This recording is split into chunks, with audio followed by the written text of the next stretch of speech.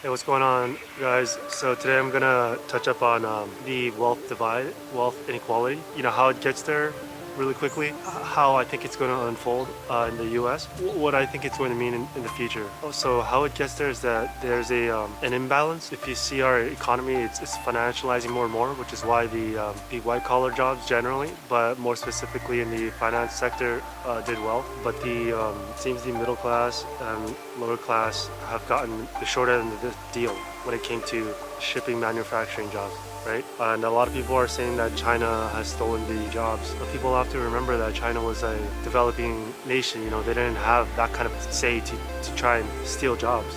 You know, that was the deal that the U.S. leadership went over there to China and said that you're going to make materials, goods as cheap as possible and give it to us, and then they're going to give dollars, right? Because that's what the whole underpinning of the system deal was. So that's how the middle class and manufacturing jobs began. The U.S. leadership at the time, in order to maintain power, that was a trade-off. And so fast forward now, we have a very big split. And the result of this split, there's a huge divide, huge inequality. You know what's interesting about this rich-poor divide is that, to me, it doesn't seem just wealth inequality. It seems literally a lot of other inequalities. You know, regarding schools, regarding the intellect, huge divide of health, huge divide of movement. A lot of the times, huge divide in mentality, right? Very big differences in the outlook of how they're going to do and the future and their opportunities and whatnot. So it's a huge stark contrast, and it's going to keep getting worse. But what's way bigger is the divide in what people say the country's going to be like and what they want, right? There's a big difference on what people want to do. And so I guess when we go down the road, we're going to see different clashes, because this is an area where a lot of people do not want to compromise. They want to have a certain say in it. That's pretty much, you know, basic overview of how this sort of stuff happens.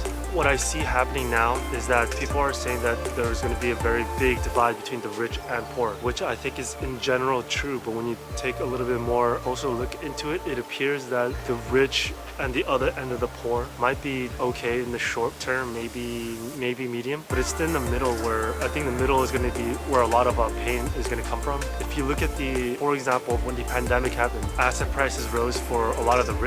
At the other end of the poor, they got a lot of help.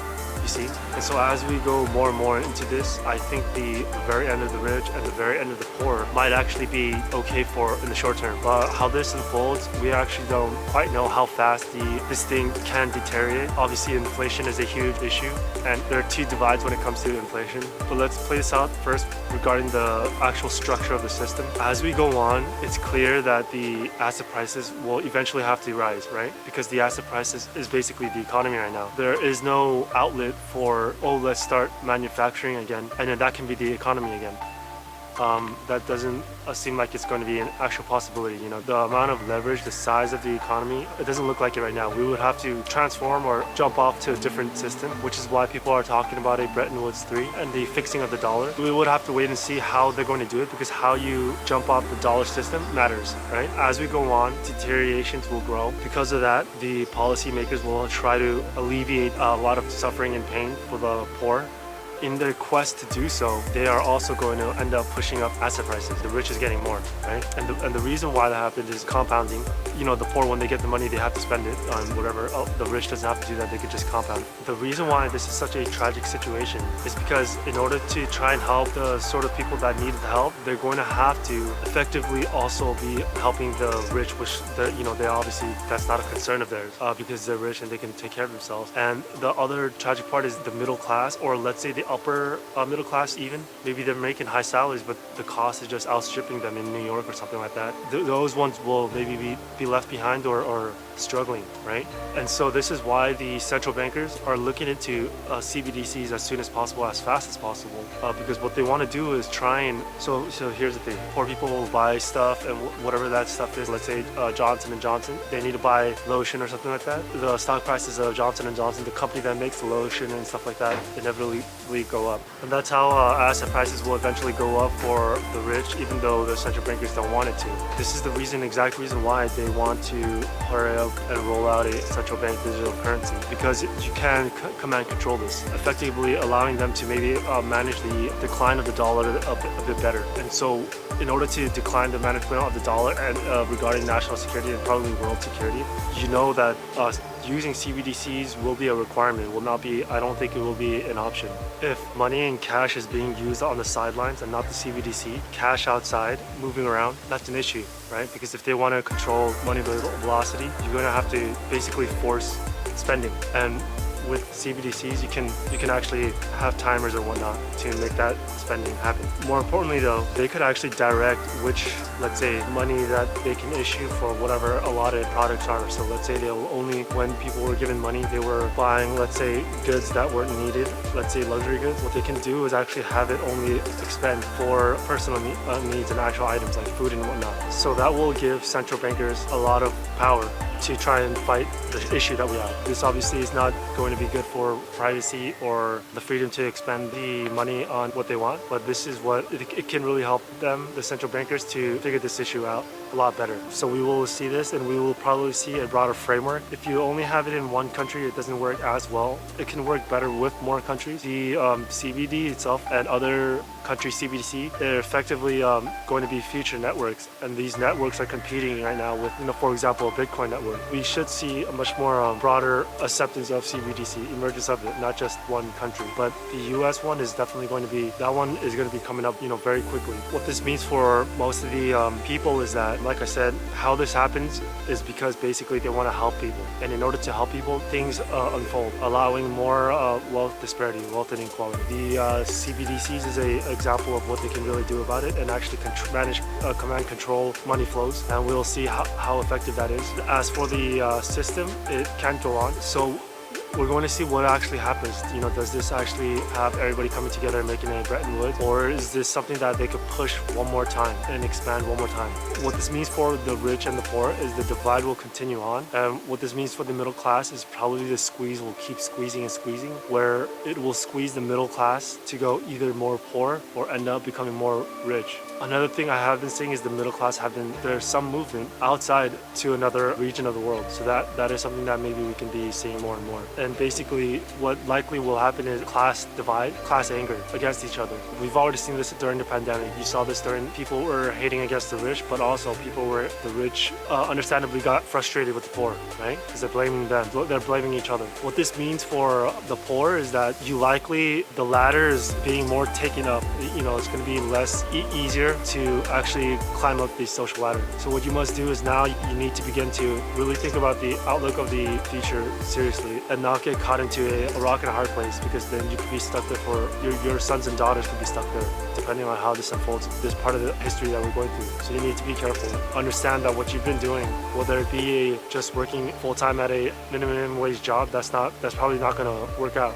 Right? It's actually probably going to get a little bit more difficult. Even though you see wages rising, the wages cannot continue on forever and go to where people are asking for, $30 an hour for a cashier is not going to.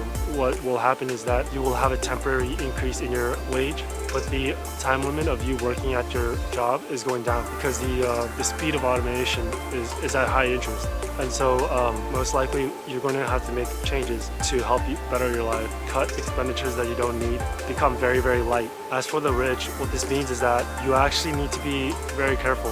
When I'm seeing different areas in Los Angeles, New York, San Francisco, these areas, you need to really be aware of your surroundings and really need to take a look in the mirror and understand the outward appearance that you give, not to maybe your friends or whatnot, but put your shoes in a person that do a lot of bad stuff and they need to think about how you look like, what category they're going to put you in. Using jewelry or any of that, all of that stuff, that's probably going to be not a good idea. And I do see a lot of people are making several car purchases, but I don't think these people understand the sort of time period we are going in. What are you going to do if you're buying 2 different Ferraris in Los Angeles, and then those sorts of riots can happen any other time? What people have to understand is the criminals are now becoming a little bit more sophisticated, because they understand now, rather than than going to rob a Louis Vuitton store. It is much more lucrative to follow a guy driving a Ferrari or following a guy that you saw have a watch that is better to take after you follow him home, where he probably has more watches.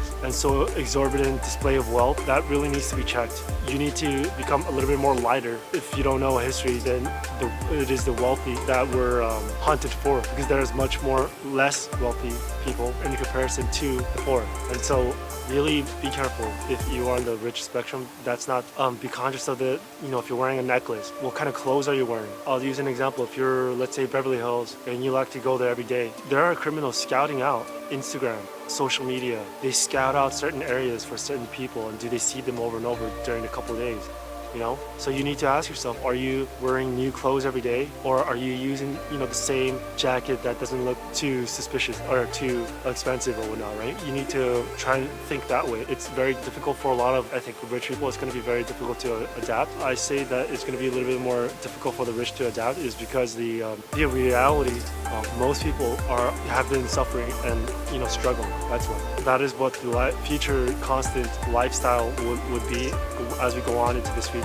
What this means is, so this is the good version, from where we are now to the shift to a new system. The good news is there's a successful shift, but that successful shift will cost. The cost is going to be great. And I'm talking about actual human lives. I'm not talking about burning buildings. The cost will be very high. So just be prepared for that.